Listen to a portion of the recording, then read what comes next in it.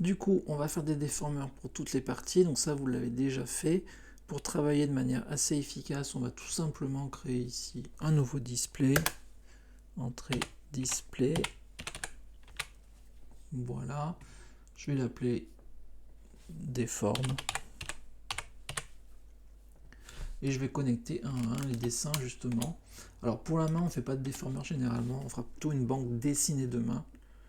Donc là, je connecte le poignet et ici, je vais chercher le display déforme, comme ça j'ai vraiment que le poignet d'afficher. Et ça sera plus facile. Donc je prends mon outil Rigging Tool que vous connaissez. Dans Tool Properties, je viens bien chercher enveloppe. Je sélectionne bien mon poignet et je vais faire une enveloppe. Je clique, je tire, je clique, je tire. Donc là, les déformeurs enveloppe, c'est surtout pour redessiner.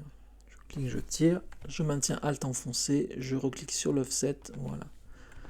J'appuie sur Alt pour venir casser les tangentes un peu. Voilà, c'est plutôt bien. Je prends l'outil Transform Tool, je teste un peu. Ok, ça marche. Globalement, ça marche. On va pas animer de folie le poignet. Vous pouvez prendre la flèche blanche et ici venir en appuyant sur CTRL ajouter un petit peu quelques points si vous trouvez que le déformeur fait un peu trop de caprice. Mais pour moi c'est bon. Hop, on le désactive. Ici je prends Form, hop, on va dans des formes.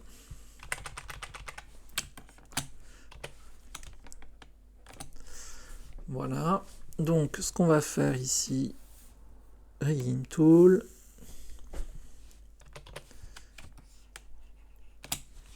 Hop.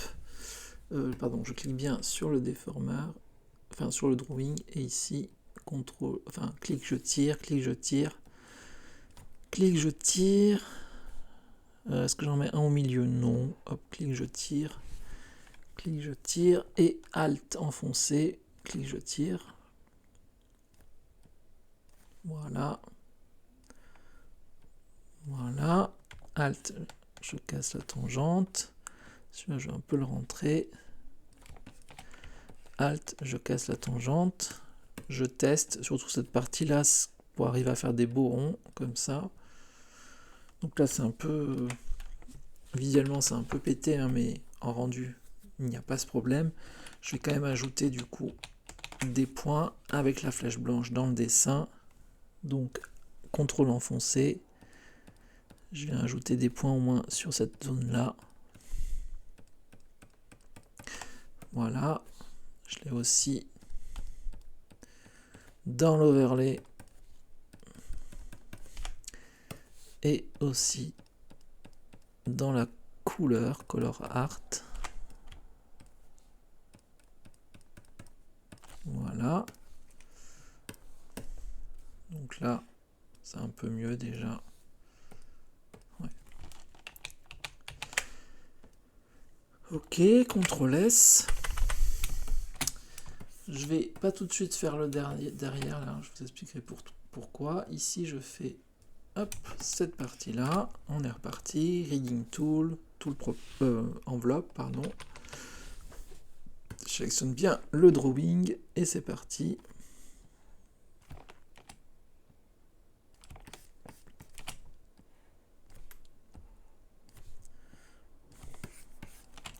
Donc là, pour ça, c'est relativement plutôt utile. Vous verrez si vous avez des raccords à faire, ce genre de choses, on vient le faire avec le déformeur. Je vais mettre là plutôt, voilà, ici, Alt.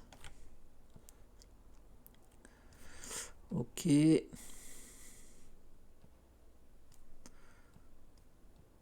Voilà.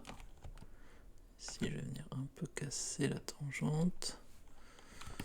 Là, c'est bien. Là, je vais tirer un peu plus. Hop. Pas mal. Ah, attention de ne pas rajouter des points. Voilà. Tac.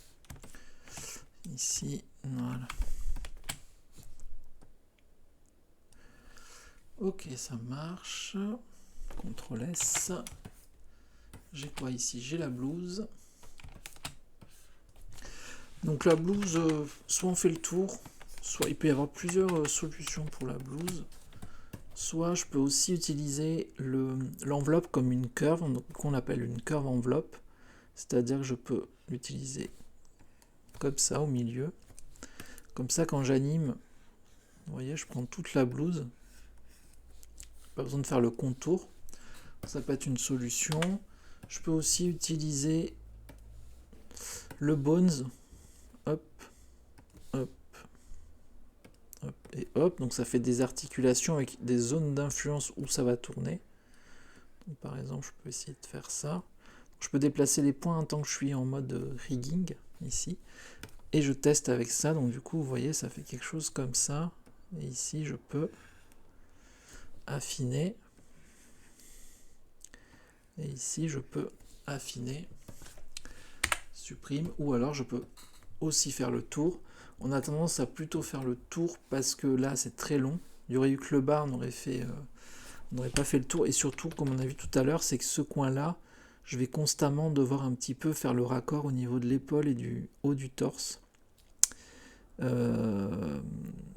Voilà. Ou alors, l'autre solution, c'était de faire une bande beaucoup plus grande ici et le cutter par le torse. Mais le problème, c'est que du coup, ici, il faut qu'elle dépasse du torse. Donc, ça aurait été un peu bizarre d'avoir juste une partie qui soit dans le torse et une partie qui dépasse. Donc, je vais plutôt faire quelque chose comme ça. Avec ici, je vais mettre un point là, comme ça j'ai une partie droite. Et ici, j'ai une partie un peu plus flexible. Hop, j'essaie de mettre un peu aussi en face, vous voyez ici. Comme ça, quand vous manipulez, je vais vous montrer. Vous pouvez placer vos points de pivot à ces endroits-là. Et vous aurez des pliures un peu plus sympas. Donc, je vais mettre comme ça.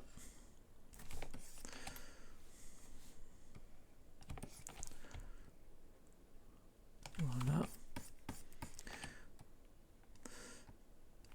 Alors vous pouvez être au milieu du trait, à l'extérieur du trait, c'est pas très grave, ça marche pareil. Juste que comme quand on le sélectionne, ça devient un trait blanc, c'est vrai que sur le line art noir, on le voit mieux que si c'était à l'extérieur. Donc pourquoi on utilise plutôt ça maintenant? Donc là vous voyez, hein, si par exemple je veux déplacer, c'est un peu plus chiant, il faut déplacer plusieurs points. Mais dans la version, du coup je suis pas dans la bonne version, super. Dans la version Toon Boom 22, ici, on a une option où on peut à la fois manipuler et des pegs et plusieurs points de déformeurs différents. Sinon, on peut aussi utiliser ça. J'appuie sur Shift pour sélectionner, vous voyez, plusieurs points. Je déplace le point de pivot ici, par là, entre les deux. Et là, vous voyez, pour moi, c'est plus facile. Hop, je prends celui-là. Et du coup, rapidement, voilà, je fais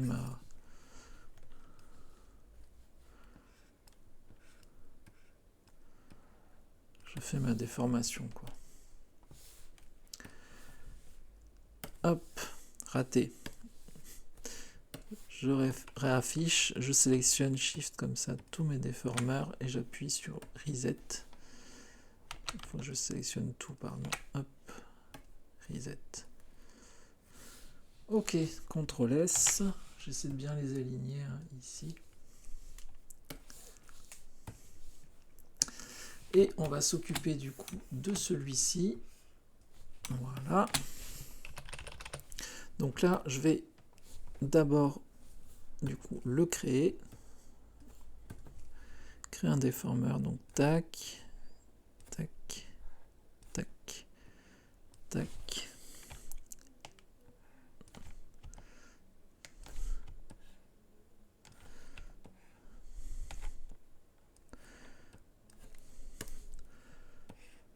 Ok. Je vais lui mettre aussi des points en plus en appuyant sur CTRL, que ça soit plus joli visuellement.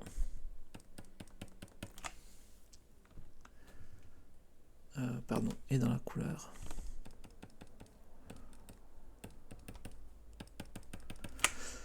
Voilà. CTRL S. Je vais mettre au-dessus. Donc si c'est trop long là le mot déformation, moi ce que je vous invite c'est tous les sélectionner, les groupes comme ça. Une fois que vous avez fini, j'ai tout sélectionné. Ouais. Je vais dans ABC+, plus ABC, dans préfixe, ici j'écris du coup déformation avec le D majuscule, c'est très important. Vous voyez ici, raté. Je veux pas insert texte, justement je veux l'enlever. Donc déformation, je veux l'enlever. Et je veux le remplacer par def, par exemple. Comme ça, c'est plus court. OK. Et donc là, ça me permet de le mettre tous sur le même niveau. Magnifique. CTRL S. Hop là. Ça, je le supprime. Maintenant, j'en ai plus besoin. Désactive ici. Alors, l'intérêt, du coup, c'est que vous voyez ici, si j'ai besoin de faire voilà, une manche comme ça, ça me permet derrière, hop, ici, de faire une manche comme ça. Je me rends compte que j'ai pas assez de couleur là. Donc, je vais juste prendre ça. Voilà, je vais le tirer un petit peu plus. Voilà. Et donc, ça me permet très rapidement, vous voyez, de faire une manche. Tout simplement. Je vais le resetter. Alors, si par exemple, vous voyez, alors, moi j'aime pas trop, mais je vais vous montrer la méthode. Par exemple, si j'ai besoin d'avoir une manche comme ça parce que je fais un retard, du coup, il faut que ici je fasse ça et que je vienne ici raccorder. Une solution qui arrive des fois, moi j'aime pas trop le faire parce que du coup ça restreint, c'est qu'on a la possibilité de linker les coordonnées de ce point avec les coordonnées de ce point. Ou plutôt inversement, puisque ça va être lui qu'on va plutôt bouger en premier et lui qui va suivre. Donc je vous montre, il faut que je les reset d'abord, par contre, hop. Alors, hop, hop, donc ça, on reset, je vais enlever ça. Et ici, hop, hop, on reset. Donc tout le monde est reseté, CTRL S. Donc déjà, ce point-là, je le sélectionne, je vais mettre mon curseur ici dans le node view et j'appuie sur O. Comme ça, je suis automatiquement zoomé sur cet élément-là. Alors ce qu'il faut savoir, c'est que le node ici ne correspond pas à un point. Il correspond, vous voyez, c'est ce qui est sélectionné à un trajet. Donc c'est plutôt cette ligne, cette curve en fait. Si je sélectionne ça, vous voyez, c'est cette ligne-là. Donc ici, on a plusieurs éléments.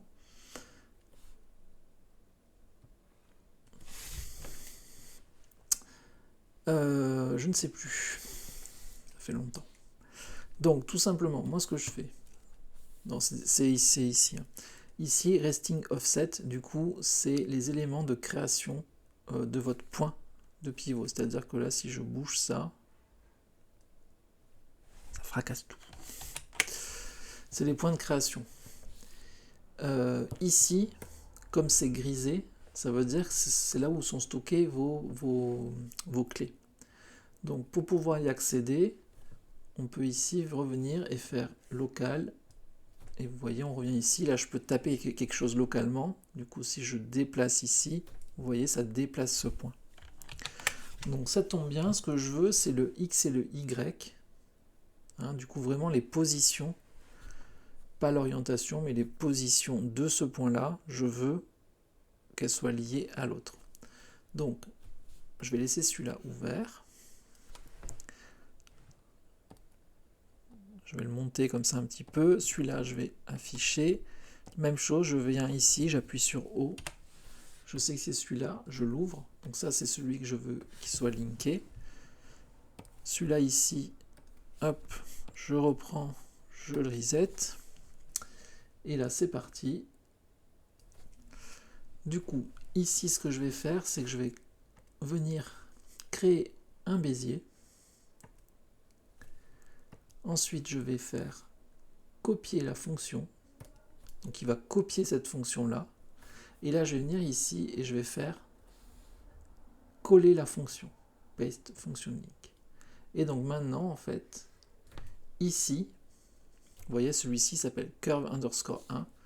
Ici, les infos qu'il y aura là, plus, il viendra les chercher ici parce qu'ils sont liés. Donc là, c'est la même chose. Donc je fais créer Bézier, copier la fonction, et je veux la coller ici, paste fonction. Donc ça, c'est lié à ça. Donc maintenant, quand je vais déplacer ce point-là, vous avez vu, l'autre derrière, il suit. Si je fais ça et que j'active, j'active. Donc, j'ai pas linké la tangente, qui est cette partie-là, l'orientation, parce que je veux que, ici, je puisse avoir le choix et pouvoir l'orienter dans l'autre sens. Hein. Le principe, c'est quand même de faire un ovale. J'ai un peu été violent. Hop. Du coup, ici, je déplace, et vous voyez, les points seront toujours superposés. Donc ça, c'est le principe. Il faut faire la même chose de l'autre côté. Si vous voulez le faire, faites-le. Sinon, vous n'êtes pas obligé. Moi, j'aime moins parce que je sais que les animateurs aiment bien avoir un peu de la liberté. Mais sachez que cette option existe. Je vais faire CTRL-Z pour essayer de revenir en arrière le plus possible avant le link. Mais ça peut être utile justement de pouvoir linker comme ça des zones de déformeur. Donc là, normalement, c'est bon. Si je bouge celui-là, l'autre, il ne bouge pas. Hop. En sachant que du coup, dès que vous avez cette petite option-là, ça veut dire que les paramètres sont stockés dans une colonne où il y a toutes les infos à chaque frame. Hein, du coup, c'est des infos qui peuvent être sur lesquelles il peut y avoir des clés. Ben, ces infos-là, parce que ça, on le retrouve vraiment dans n'importe quel type de layer ou de node, ben, vous pouvez justement créer un Bézier et ensuite copier la fonction et la coller. Et vous pouvez faire des choses complètement débiles, genre lier le déplacement en rotation d'un peg avec la position en Y d'un point de déformeur, ce qui est ridicule. Mais ok pour cette partie. Bon, ben là-dessus, ça a l'air de fonctionner. Ce que je vais faire tout de suite, c'est que je vais faire des backdrops ici. Hop, insert, backdrop. Donc là, on a vraiment full arm. Peu importe des couleurs. Hop. Ici, on va voir le torso. Dans le torso, je vais inclure du coup cet élément-là.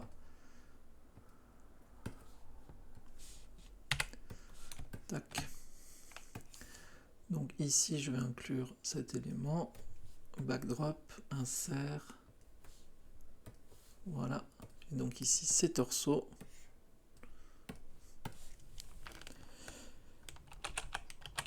Voilà. Je peux écrire torso plus blouse. Voilà. Et donc ça, je vais le descendre comme ça ici. Je vais essayer de faire des belles lignes droites à chaque fois. En sachant que du coup, là, j'ai relié le cou ici. Mais normalement, on le relie ici plutôt. Parce que quand je bouge le torso, je veux quand même que la tête suive. Hop, donc je vais ici, on va tirer.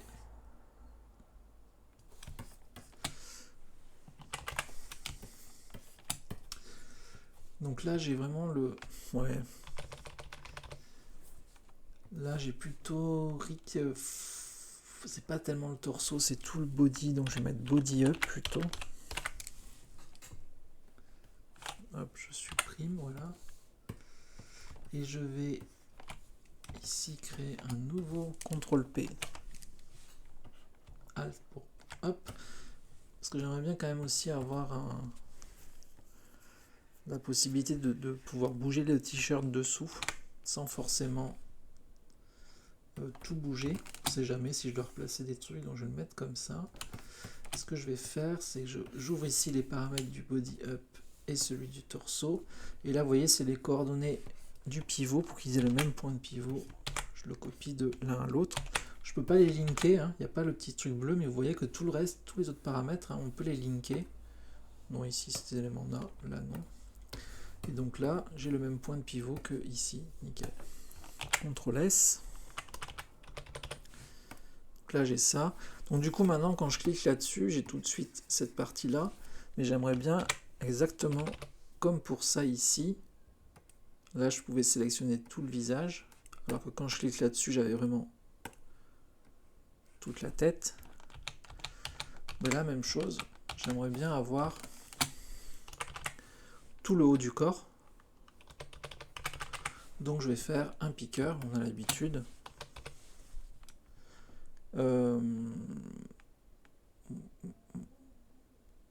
Du coup, le piqueur, je vais le faire où? Je sais pas trop. Donc CTRL R pour faire un nouveau dessin. Piqueur body up. Donc du coup, c'est pour choper ce peg là. Je l'ai pas créé, super. CTRL R. Piqueur body up. À chaque fois, je me trompe. Add and close. Voilà, le voilà. Je vais le mettre ici. Ici, pour pas qu'il embête tout le monde. Je vais agrandir ça. Voilà. Ça, je veux qu'il soit bien sûr tout devant pour qu'on puisse toujours l'avoir au-dessus des éléments. Hop, je mets un waypoint ici. Donc ici, j'ai le piqueur. Donc dans mes couleurs de rig, je vais aller chercher par exemple cette couleur-là. Je sais pas pourquoi je ne l'ai pas utilisé. Donc je le mets à un endroit qui peut me servir. Donc soit ici, peut-être pas mal au-dessus. Si ça gêne à l'extérieur du personnage comme on a fait pour la tête. Ici il y aura le bras. Où est-ce que ça peut gêner le moins? Allez, on va le mettre ici. Donc là, quand je le prends, en vrai, je pense que ça sera mieux sur lui. Hein. Ça sera mieux sur lui. Donc on va le mettre, ouais, je vais le mettre plutôt ici. Parce que là, il y aura le bras des fois. Alors plutôt en bas ici, voilà. On va faire un truc comme ça. Ok. Là, ou sinon, je peux le mettre aussi en haut, à côté du visage, comme ça on a tout à... Ou là. C'est embêtant ça à chaque fois. Hein. Non, on le laisse ici. Voilà. Du coup ici j'ai ça, et quand je clique sur ça, j'ai tout le haut. Donc comme d'hab, il faut mettre un visibility, hein, parce que là en fleur bleue, il apparaît. Entrée, visibility, bam, ici. Et on décoche soft render, c'est parfait. CTRL S. Ok, du coup dans la prochaine vidéo, on va faire l'inverse. Du coup, on va l'autre bras, on va dupliquer.